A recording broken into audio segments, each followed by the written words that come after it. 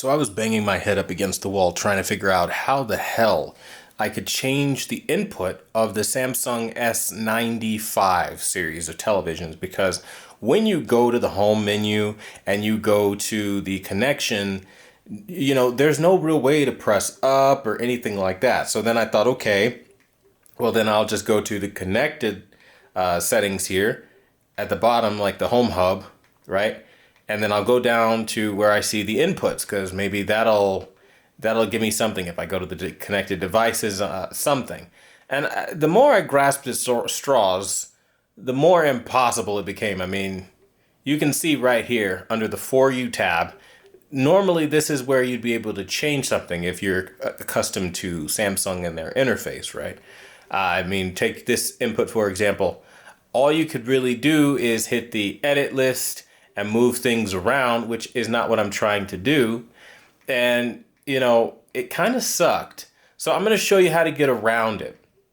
So if you want to rename it, because if you're doing something like what I'm doing, how you see right here, PC, and you want to use a totally viable setup like BT 2020, I mean, come on, who doesn't want a game like that? So this is how we're going to do it. First thing we're going to do is we're going to open up the home menu under connected devices, and you go to where you have the PC devices. You can see I already set mine up as a game console, because what you need to do is take your remote and you need to press and hold the center button down for about a second or two, and it'll pop up. And then you see, now you can edit it freely, and then you can have it say a couple different things: home theater, Blu-ray, game console, cable box, or PC. We don't want PC because then you'll be stuck in the shittiest mode of shittiest modes that you don't want it to have. So again, that's why we name it game console. Now you can get very specific on it as well, and then you can name it as far as whatever input it is. You can name it your PC rig, whatever works. And I think that's very beautiful, because let's say I want to go in here, okay? And let's just say, fuck it. On top of being a game console, I also wanted to know what it is.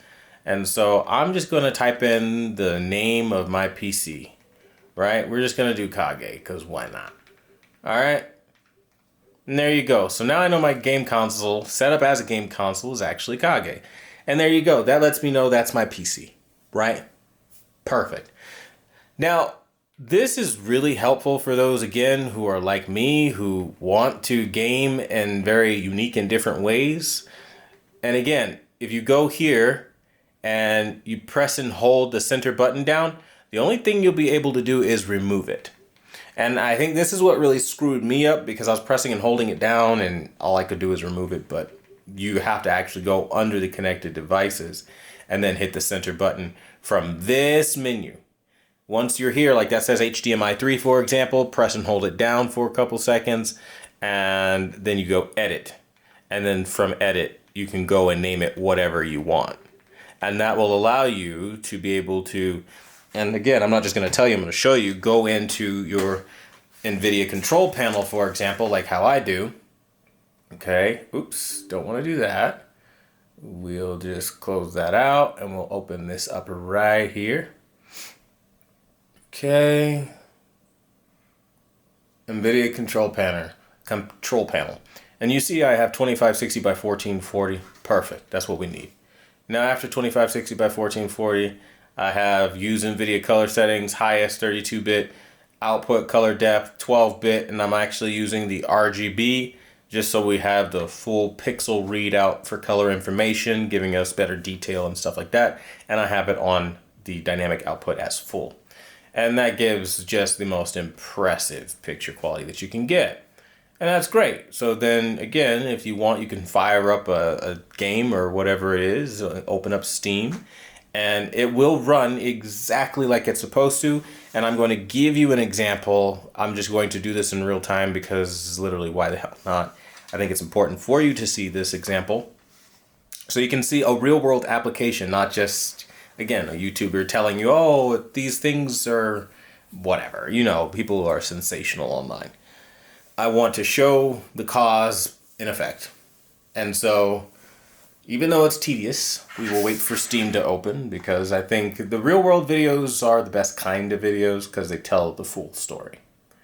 And again, I was really struggling. I wrote this off as like just trash for PC gaming, honestly, because I was like, well, if I can't use it the way I want to use it, I'm not interested in this TV. This is just garbage. And it was gonna sit down, against the wall of a bunch of TVs that I have here, just for review for whenever I do reviews. But I was never gonna use this thing. Where now it might have a pathway to be used because at least I can take advantage of it the way I want to, and that's an entirely different conversation.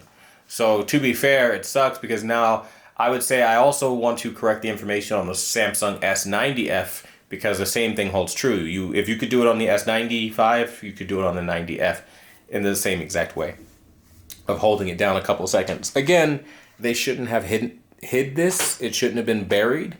It should have just been one of the things that just works. And it didn't work out that way, unfortunately. So that's why I got the review that it did. I'm like, I don't know why it doesn't work. And seemingly nobody has found a fix for it except for the one subscriber that pointed this out to me. And mad shout out and mad love to you, brother, for helping me out because I desperately wanted to take advantage and the full advantage of my Samsung.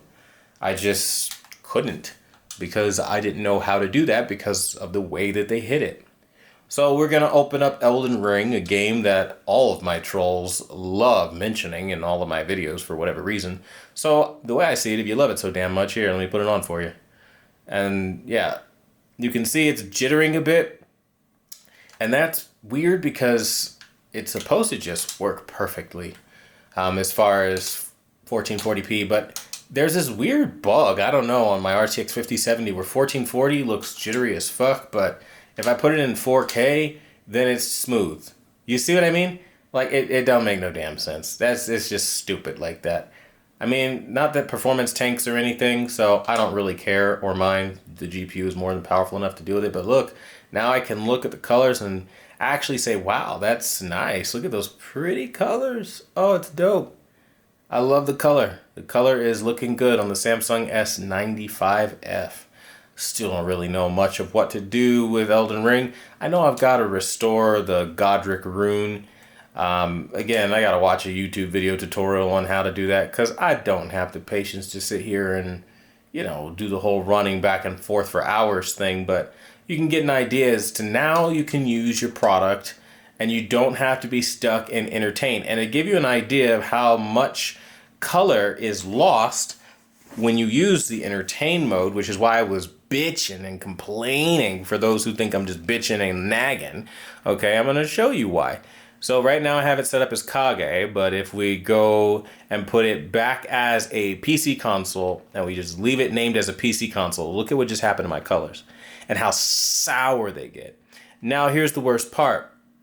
Say you want to open it up and you want to use it in the picture presets, your only options are entertain, which looks like shit, and graphic, which looks like shit. Both of these look like fucking shit. And this was the only thing I had for my PC. And I'm like, dude, I have this RTX 5070. I want to use my shit. And this is all you fucking give me. So again, it's not great if you don't know about this, which is why I'm making this video and showing real world examples. You have to press and hold for a second or two. It'll pop up and say edit. Then you can go down and then you can name it your game console. And again, then you can go in and you can rename it like I did as well. And again, the purpose of this video is, again, just educating you so that you have that information, because I so desperately wish I had it day one. It would have made my experience on the S90F and S95F a lot better. But it wasn't meant to be, so it wasn't meant to be. But that being said, you can see what it looks like now. It's pretty damn beautiful. I ain't gonna lie. The S90 is just immaculate, honestly. I don't know too many TVs that are gonna be able to top this as far as picture quality. I mean, this shit for PC gaming, this is peak. The Bravia 8 Mark II doesn't have a prayer of doing this, by the way, for anybody wondering. I'm not using HDR. This is all SDR, and the TV, the freaking Samsung S95F, by the way, brightest fucking OLED I've ever seen. By far. By far. It's not even close. And then the color throw is just magical.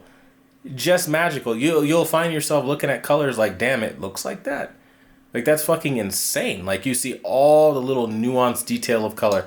And that's the thing I really, really love about this TV. But it's weird, because in the one instance, you'll see that you'll get to a different menu, and then you'll be out of game on like maybe a window, and then you'll be like, oh, I need to adjust color. But yeah, it's a strange TV that I gotta still work on and figure out, but check it out. Very, very impressive stuff. If you found this video helpful, I want to thank you guys so much for watching #1 Brand in Honesty, and leave a like down below. Let me know that it was helpful, so that way we can make more content like this and all that good jazz. And until the next video, I'll see you guys later.